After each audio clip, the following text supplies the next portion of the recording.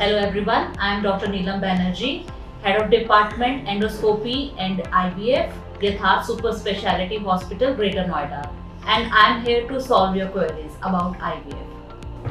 IVF fertility treatment का एक method है जिसमें अंडों को औरत के शरीर से बाहर निकालकर लेबोरेटरी में स्पर्म्स के साथ फर्टिलाइज किया जाता है।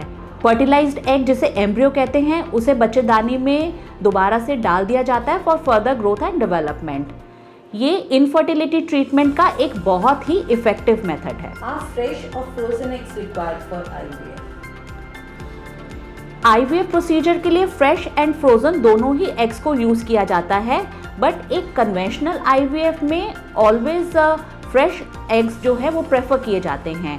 बट अगर किसी महिला ने अपने एग्स को पहले से ही प्रिजर्व करा रखा है ड्यू टू सम मेडिकल और social reason, then frozen eggs के द्वारा आईवीएफ इक्सी के द्वारा प्रेगनेंसी की जा सकती है। IVF करने से पहले मैम कौन से टेस्ट हैं जो मैंडेटरी होते हैं? आईवीएफ से पहले कपल के कुछ टेस्ट किए जाते हैं।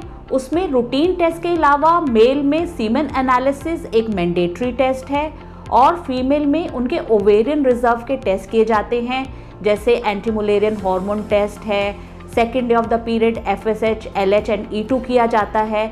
इसके अलावा transvaginal sonography second day of the period की जाती है to look for antral follicular count, यानी कि उनके अंडेदानी में कितनी अंडों की संख्या कितनी है। IVF की कोई एज लिमिट भी है and what is the success rate? अभी न्यू ART लॉ के चलते हुए आदमियों में, पुरुषों में upper limit for IVF 55 years है और फीमेल में 50 ईयर्स है, जिसके बाद कोई भी IVF प्रोसीजर नहीं हो सकता है।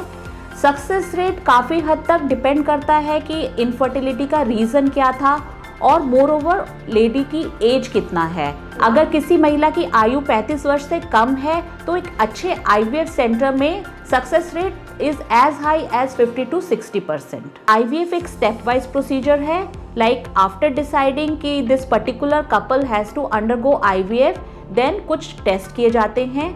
Next step ovarian stimulation protocol decide किया जाता है और second day of the period से स्टिमुलेशन इंजेक्शन शुरू किए जाते हैं जिससे कि अंडेदानी में ज़्यादा अंडे बन पाएँ।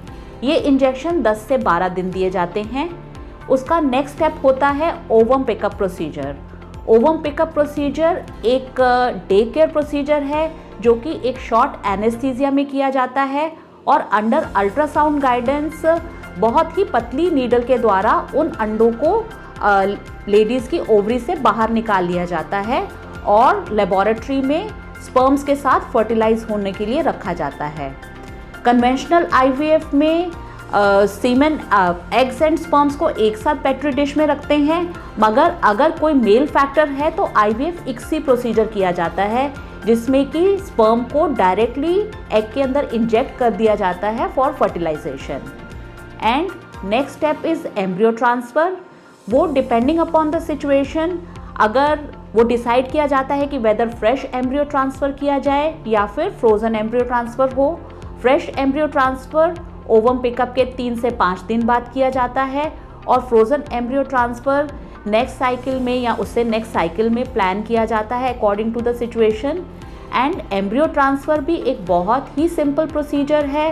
It is patient can go home after 30 minutes or so after the procedure. It is almost painless. At the most, patient can feel little bit of cramping in the lower abdomen. And from the next day or from the very first day, she can resume her normal routine activities after the procedure.